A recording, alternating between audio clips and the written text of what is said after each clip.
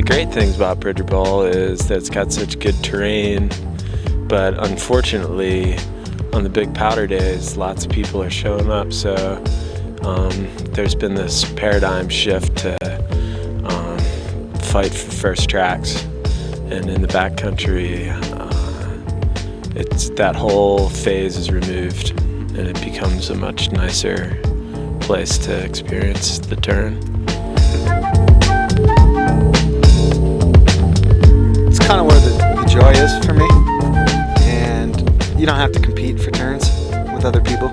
I like skiing the resort as well on a good day, but if you're in a crowded place, even if you're not, it turns into like I've never tried cocaine before, but it turns into like a feeling of like you just need more, you know? You go down, you ski, and you're just jazzed, and you gotta get on the lift real quick, and you're like, yeah, more, you know? And I'm not into that. Okay. I'm into like reflecting, you know, and sucking it all in at once, and not really thinking about the next run and the next turn.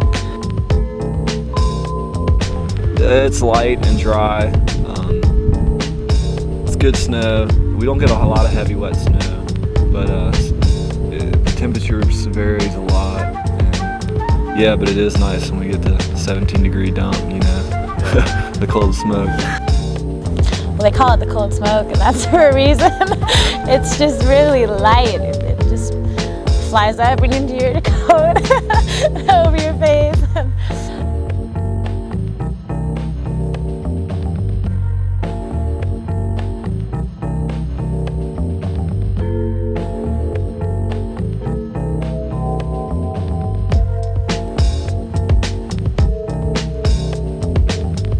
Baker's the most consistent place on earth.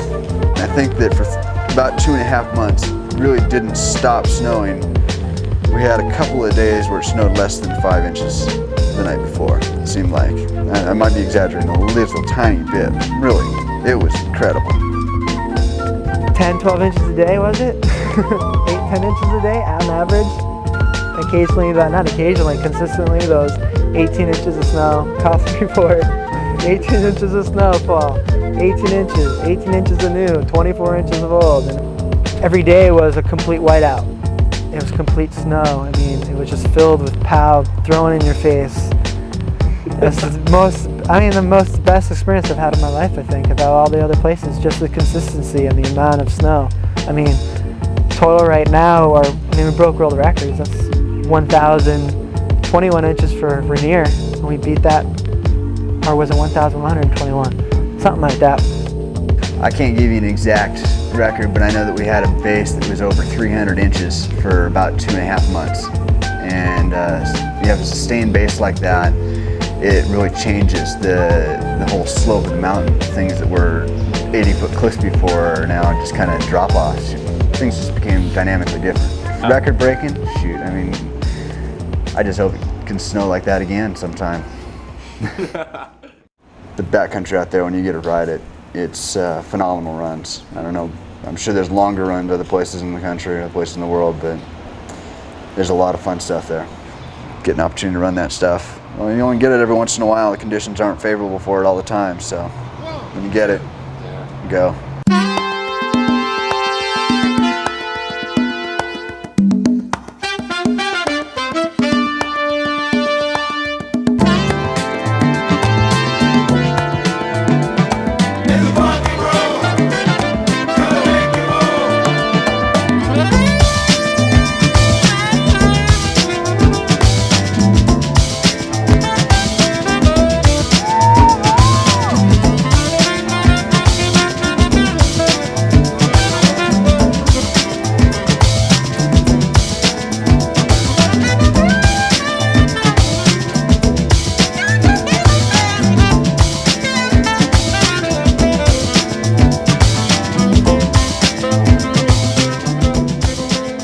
Mount Baker Hardcore is something that started back in the old days when Bass and Craig Kelly and Carter Turk, the list is pretty good.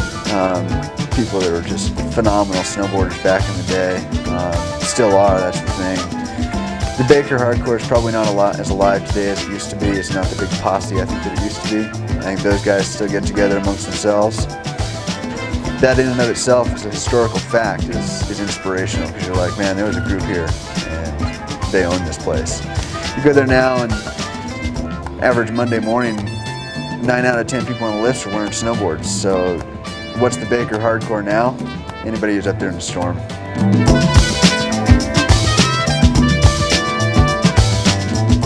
We get this mucky Cascade concrete. Some people hate it, but man, I love it.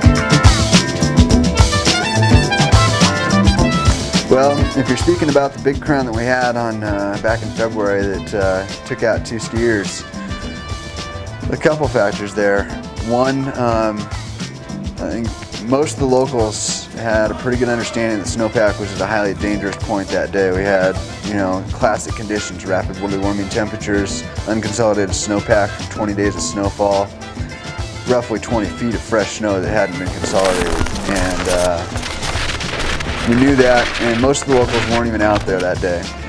There were a couple, but there always are. It's pretty much mind-blowing. You can't justify anything. You can't rationalize being out there for anything. You just kind of sit there and shake your head and go, well, I'm just glad I wasn't there. The 2 people that did get caught in that slide, unfortunately weren't locals. They didn't know the area, and they were just kind of exploring a little bit beyond the boundary. Scared the public, scared the ownership, and threw the ban on no one allowed without transceivers, shovels. Actually, they don't even ask for a probe, which I think is kind of ridiculous.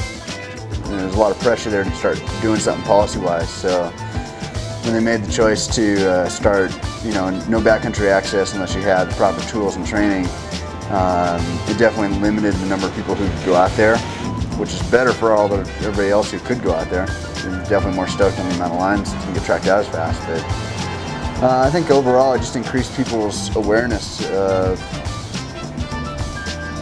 what the real danger was up there. So good, I mean, it brings awareness to people. I mean, now a lot of people know that backcountry is not something to play with. So it's cool to get everyone prepared to learn that stuff.